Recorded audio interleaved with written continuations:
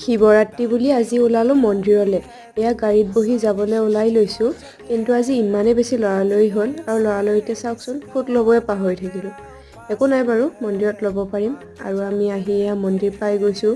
গাড়ীখন দূৰতে পাৰ্কিং কৰি এতিয়া আমি আহিছোঁ খোজকাঢ়ি মন্দিৰৰ ভিতৰলৈ।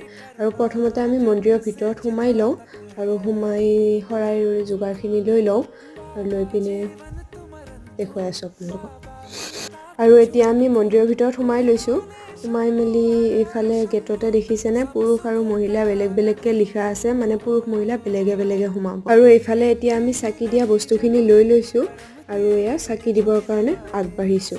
শিৱৰাত্ৰি এবাৰ দুদিনীয়াকৈ পৰিছে, কিছুমানে কালিয়ে চাকি বন্তি জ্বলালে আৰু আজি আমি আহিছোঁ নাৰিকলী মন্দিৰলৈ। আৰু তাত চাকি দি মেলি আমি ভিতৰতো সেৱা জনাই ল'লোঁ আৰু জনাই মেলি এতিয়া আমি ফটো কেইটামান উঠি গাড়ীত বহিছোঁ আৰু ঘৰলৈ যাব ওলাইছোঁ। আজিলৈ ভিডিঅ'টো ইমানেই।